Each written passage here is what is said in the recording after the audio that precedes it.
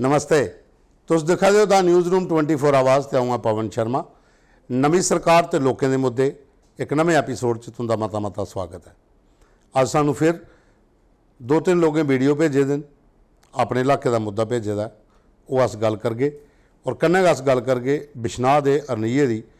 उत्थों का त्रेवे का रौहने वाला एक नीतीश चौधरी होरें कल सानू आख्या कि इत्थे त्रेवा दे विच प्ले ग्राउंड नहीं है तो बच्चे जिहड़े ने नशे वाली बक्खी ज़्यादा जा देन, अगर ग्राउंड बनी आ तो उहदे आस्ते बच्चों आस्ते अच्छा हो जाग, इलाके च एक ग्राउंड अच्छी हो। उन्हें गल की ही, जिक्र किया हा उत्थों की सरपंच जी एक्स सरपंच बलवीर कौर तो MLA डॉक्टर जी भगत होर कल असैंबली च है तो साड़ी उन्होंने नाल गल हुई तो अज वो जम्मू पुज्जी दिन, लेकिन थोड़े बिजी है तो अज अस पहले बलवीर कौर और पहले उनके कन्नै गै गल करगे। अस नंबर मिलाने उन्हें असें मसला उनके कन्नै डिस्कस किया हा तो उन्हें आख्या कि इस मामले च पूरा जिहड़ा भी है साथ मेरी बक्खी का वो लभेगा, पूरा परेशानी कोई नहीं होएगी। हर काम जिहड़ा भी मेरे साढ़े इलाके च होएगा, लोकें दे जिहड़े भी मुद्दे होणगे वो हल होणगे। तो मैडम बलवीर कौर हो रही। बलवीर कौर जी नमस्कार, मैं पवन शर्मा बोल रहा हूँ न्यूज़ रूम 24 आवाज़ से।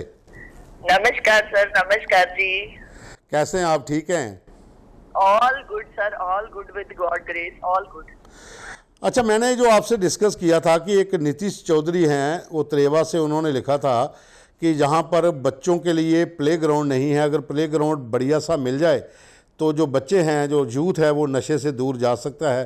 तो उन्होंने आपका नाम लिया था। तो मैंने कल के प्रोग्राम भी बोला था कि जैस उन्होंने कोरोना काल से लेकर अभी तक बहुत ज़्यादा काम किए हैं और प्रधानमंत्री नरेंद्र मोदी ने आपकी तारीफ़ भी की है। तो इस प्ले ग्राउंड को लेकर क्या प्लानिंग है, आगे क्या कुछ कर रहे हैं?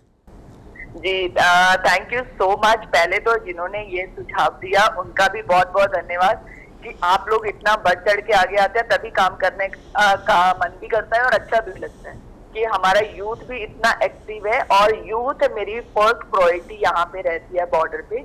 मैं अकेला त्रेवा पंचायत की बात कभी नहीं करती, मैं हमेशा बॉर्डर की बात करती हूँ कि हमारे बॉर्डर के ऊपर हमें ग्राउंड जो है वो बहुत इंपॉर्टेंट है, क्योंकि ये लास्ट विलेज है, ये लास्ट इलाका है बॉर्डर का। तो यहाँ पे ग्राउंड होना तो वेरी इंपॉर्टेंट थिंग।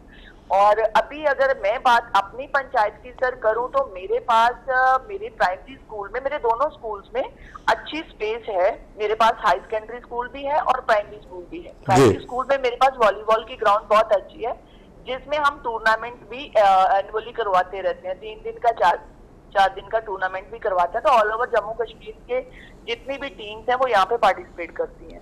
नंबर 2, यहाँ से 2 किलोमीटर की दूरी पे मेरे पास रेड रोज क्रिकेट स्टेडियम के नामक एक जगह है। यहाँ से 2 किलोमीटर पड़ती है त्रेवा टू अरनिया रोड पे। तो वो भी मेरी बहुत अच्छी ग्राउंड है। वहाँ पे हमारे काफी डी डाइट के बच्चे भी ट्रेनिंग करते हैं। पूरा मतलब अरनिया और बॉर्डर ये दोनों को जोड़ती है वो ग्राउंड, और बहुत बढ़िया ग्राउंड है वहाँ पे।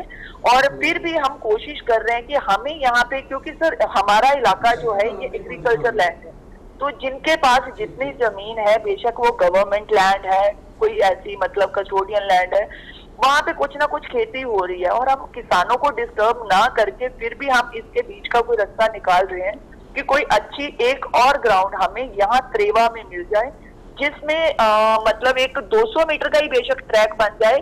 कोई ज्यादा बड़ी ग्राउंड मैं नहीं ढूंढ रही, मैं 200 मीटर का ही कोई ट्रैक बन जाएगा जिसपे बच्चे रनिंग का अपना कर पाए।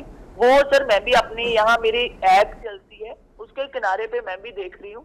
तो एग हमारे जब बारिश आती है तो कुछ भी हम प्लान बनाते हैं तो वो खत्म हो जाता है, कुछ भी बनाते हैं। मैंने एग के किनारे वॉलीबॉल की ग्राउंड भी बनाई थी, बट जब वो पानी बहुत ज्यादा बाढ़ आती है तो वो उसमें बह जाता है सारा कुछ।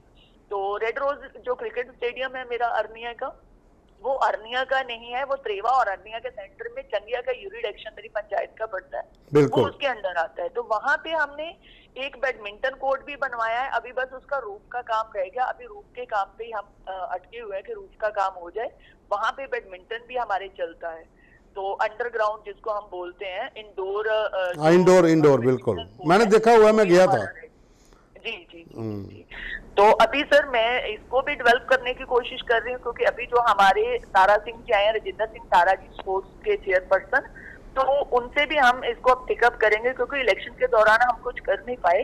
तो अभी हम उनसे भी टेकअप करेंगे। मंडे ट्यूसडे तक हम उनके पास भी जाएंगे कि हमें कुछ ऐसे फंड मुहैया करवाए जाएं कि जो ये जो रेड रोज स्टेडियम है, क्रिकेट स्टेडियम है, इसकी बाउंड्री हो जाए और इसकी मतलब स्टेप बन जाए बैठने के लिए, मतलब थोड़ा डेवलप हो जाए ये भी ग्राउंड। और त्रेबा में भी हम कोशिश कर रहे हैं कि जो अनइरिगेटेड लैंड है वहां पे कोई 200 मीटर का ट्रैक हम बना पाए।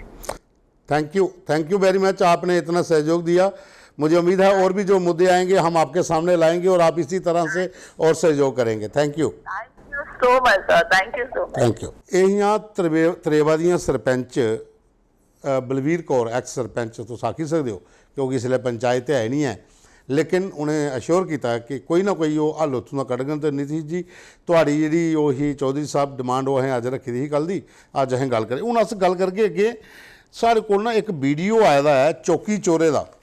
चौकी चोरा का जिहड़ा वीडियो है वो रितेश कुमार होर भेजा देना, वो लिखा देना है कि चौकी चोरा तू गार मजूर जिले जाना होए ना, ये बड़ा बिचला थोड़ा दूर पहाड़ी इलाका है चौकी चोरा तू जिले गार मजूर जाना होंदा ते गड्डियां दी बड़ी समस्या है, गड्डियां घट ने ते स्टूडेंट तुस देखो वीडियो च, तुस वीडियो देखो जिहड़ा साइड पर चला दा कि किन्ने बच्चे जिहड़े ने ये बसा दे उपर चढ़े दे बिच किन्ने होण, मतलब गड्डी पूरी ओवरलोड हो जाए तो कल की कोई कोले इंसीडेंट हो जाए तो फिर बड़ा मुश्किल हो जाता।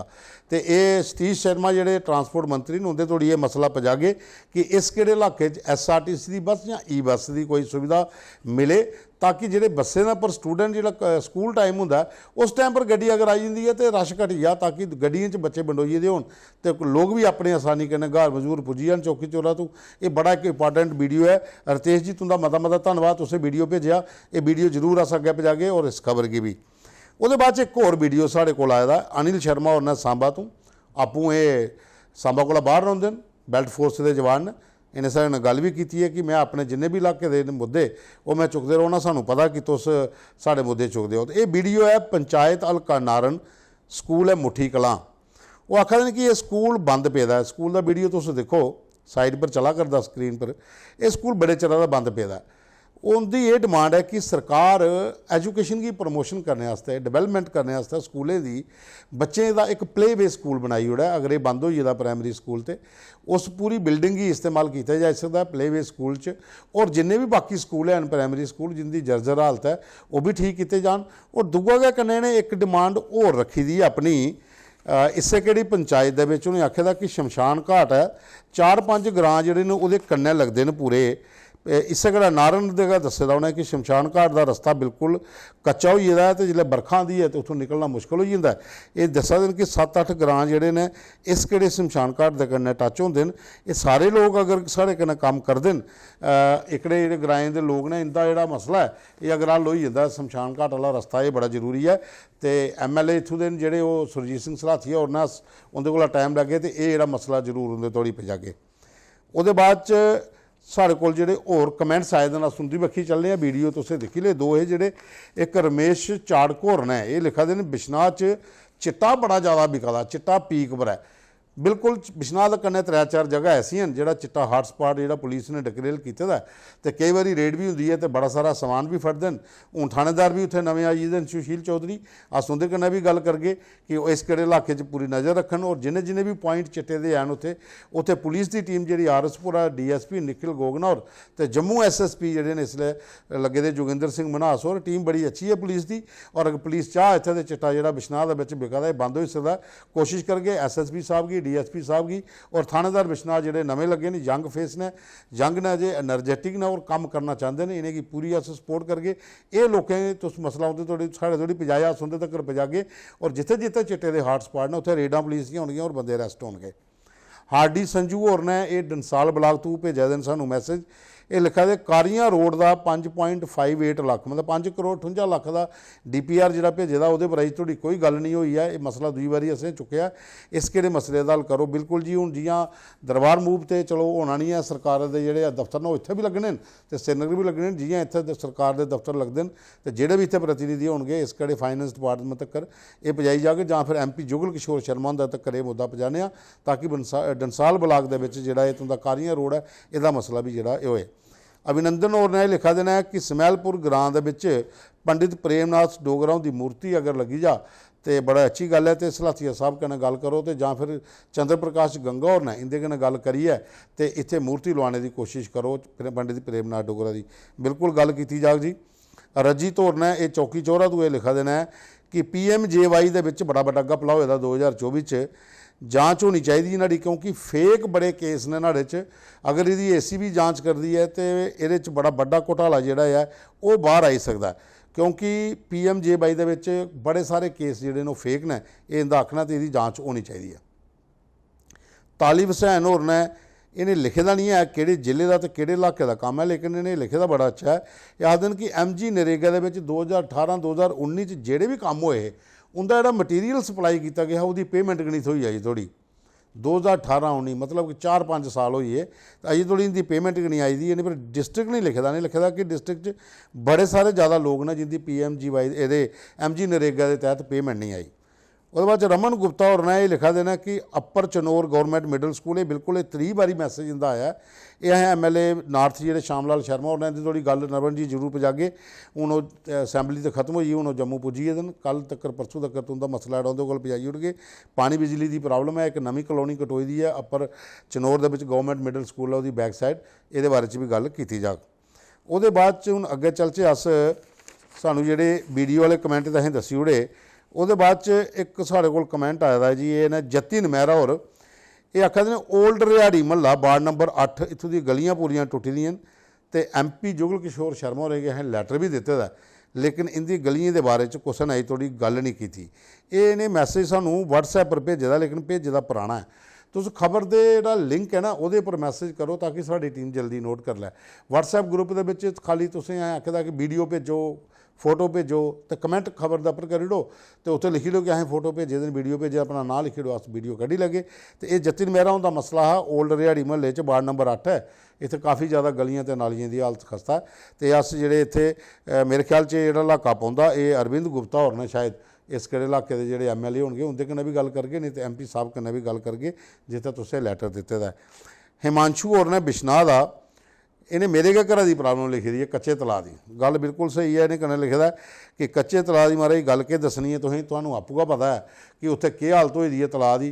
तलाऽ के कारण पूरे महल्ले दे विच छड़ा मच्छर ते बमारियां ने। एक तो तलाऽ अद्धे कोला ज़्यादा इंक्रोज होई गेदा, जेहड़ा बची गेदा उसी घेरिए तो अगर उत्थे पार्क बनी जा जां उत्थे कोई इमारत बनाई हो जिहड़ी लोकें दे कम्म आवे तो वह ठीक रहो। गल वैसे तुंदी ठीक है हिमांशु, क्योंकि मैं भी उत्थे महल्ले रौंदा, मिगी पता कच्चे तलाऽ की हालत क्या है। छड़े कूड़े के ढेर लगे ने ते पानी बिच जमा होया, मच्छर मक्खियां बड़ियां ज़्यादा न। पर उस जमीनां के उपर ना एक बड़ा बड़ा विवाद भी है। सरकार तो काम करना चाहती है, ਜਿਹੜੇ पुराने साढ़े MLA साहब है उन्हें भी कोशिश की, अशनी होरें उसके बाद डॉक्टर कमल अरोड़ा आए उन्हें भी की, ਜਿਹੜੇ म्यूनसिपैलिटी के साढ़े उत्थे चेयरमैन है उन्हें भी कोशिश की, लेकिन उत्थे जमीन का विवाद जिहड़ा है वो दऊं तरूं फैमिलियों में पई दा, जिहदे च एक फैमिली साढ़े घरे दी भी है तो 2-3 होर भी हैं।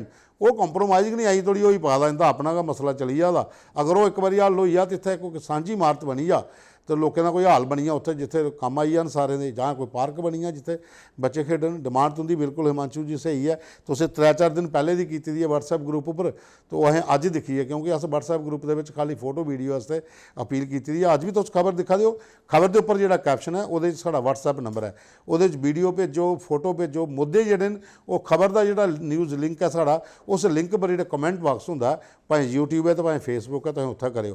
तो साडे चैनल की लाइक करो, सबसक्राइब करो, ज़्यादा को ज़्यादा इस शेयर करो ताकि सारे लोगों तोड़ी साड़ा ये चैनल पुजे तो तुंदी सारे दी आवाज़ अस मिलिए एक आवाज़ बनचे तो सरकार तक तुंदे मुद्दे पजाचे। अज इत्थे विराम लैने, कल फिर मिल गए, तुंदा मता मता धन्यवाद।